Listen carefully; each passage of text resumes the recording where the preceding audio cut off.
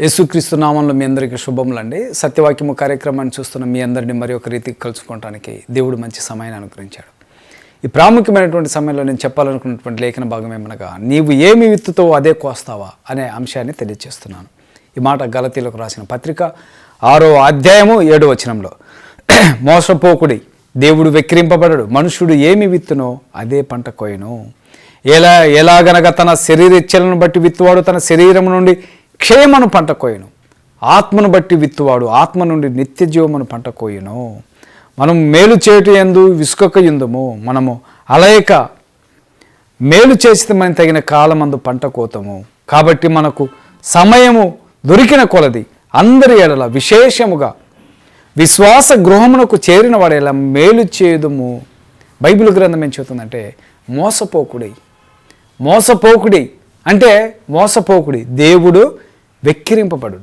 నువ్వు దేవుణ్ణి వెక్కిరించలేవు. నీ మనుషుడు ఏమి విత్తునో అదే పంట కోయను అంటే దీని అర్థము, శరీరేచ్ఛలను బట్టి విత్తువాడు శరీరము నుండి క్షేమను పంట కోయను, ఆత్మను బట్టి విత్తువాడు నిత్య జీవమును పంట కోయను. దీని అర్థం ఏంటంటే, నీవు ఏ పాపమైతే శరీరమును బట్టి ఏ పాపమైతే చేస్తావో అదే పంట కోస్తావు.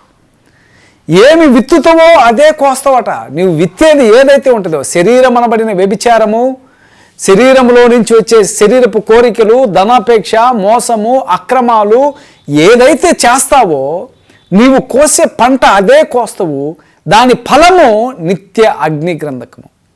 అదే నీతిని బట్టి విత్తితే నువ్వు కోసేటువంటి పంట నిత్య జీవం అని బైబిల్ గ్రంథం చెబుతుంది.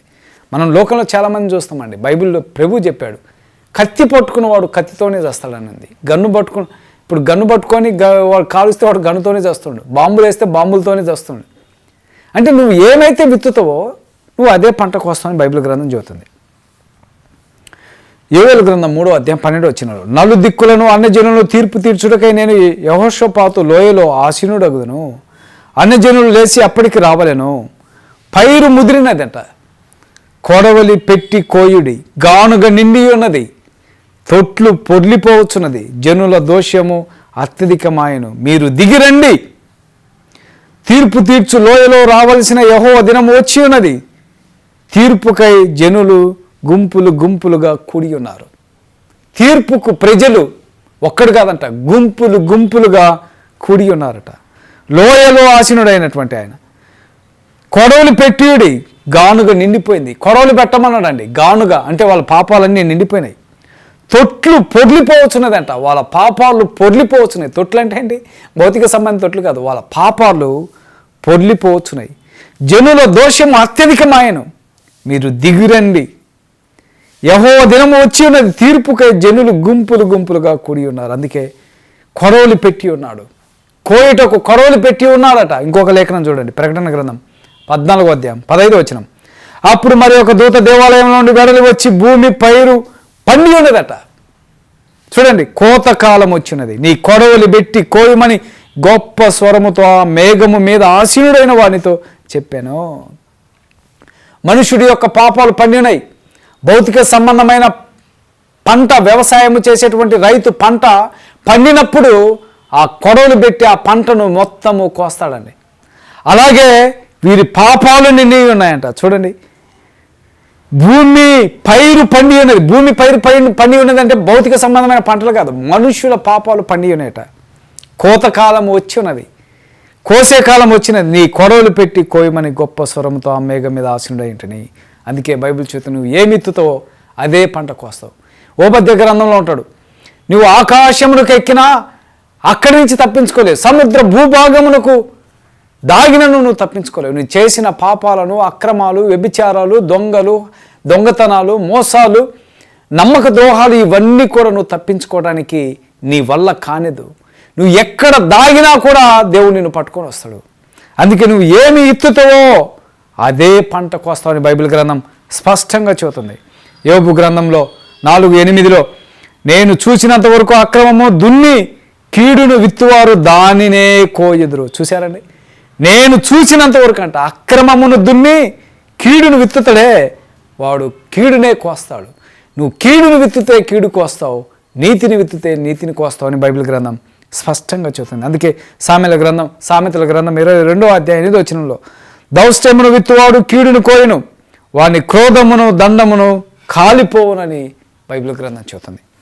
దౌష్ట్యమును విత్తువాడు కీడును కోస్తాడట, వాని క్రోధమును దండమును కాలిపోవును. అందుకే నువ్వు ఎదుటివానికి కీడు చేస్తే ఆ కీడు నీకు కూడా శిక్ష వస్తుంది.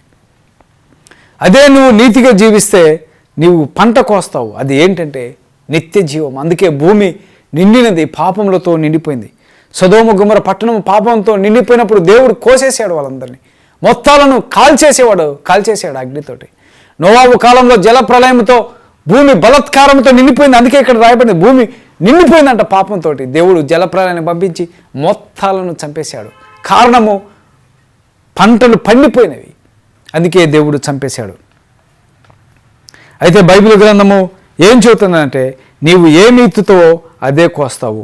నువ్వు నీతిని విత్తితే నీతిని కోస్తావు. చివరిగా యాకోబు రాసినటువంటి పత్రిక 3వ అధ్యాయం 17వ వచనంలో, అయితే పైనుండి వచ్చి జ్ఞానము మొట్టమొదట పవిత్రమైనది, తర్వాత సమాధానకరమైనది, మృదువైనది, సులభముగా లోబడినది, కనికరముతోనూ మంచి ఫలములతోనూ నిండినది, పక్షపాతమైనను వేషధారణైనను లేని ఉన్నది.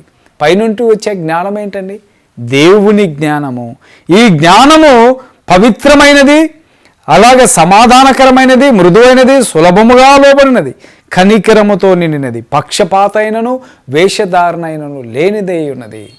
బైబిల్ గ్రంథం స్పష్టంగా చెబుతుంది. సహోదరుడా, నువ్వు ఏమిత్తుతో అదే కోస్తావు ఖచ్చితంగా.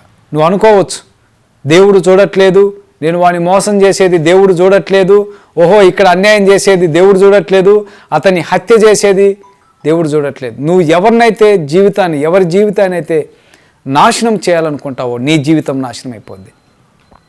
ఎవరినైతే నాశనం చేయాలని నీవు ఆలోచన చేస్తావో దేవుడు నీ జీవితాన్ని నాశనం చేస్తాడు. ఎందుకు నాశనం చేస్తాడంటే, మోసపోకుడి దేవుడు వెక్కిరింపడు. దేవుడు వెక్కిరింపడు కాబట్టి నువ్వు ఇంకొకటి జీవితాన్ని నాశనం చేయాలనుకున్నప్పుడు దేవుడు నీ జీవితాన్ని 100కు 100%, 99 కాదు, 100కు 100% ఖచ్చితంగా నాశనం చేస్తాడు. అందుకే కీడు చేసి శ్రమ అనుభవించడం కంటే మేలు చేసి శ్రమ అనుభవించడం మేలని బైబిల్ గ్రంథం స్పష్టంగా చెబుతుంది. సహోదరుడా, మారు, ఈరోజైనా తెలుసుకో, నీ యొక్క దుష్టత్వము మాను, కీడు చేయటం మాను. బైబిల్ గ్రంథం స్పష్టంగా చెబుతుంది, నువ్వు ఏమిత్తుతో అదే కోస్తావని బైబిల్ గ్రంథం స్పష్టంగా మాట్లాడుతుంది. సత్యవాక్యాన్ని తెలుసుకో, సత్యవాక్యాన్ని నేర్చుకో. అందరికీ వందనములు.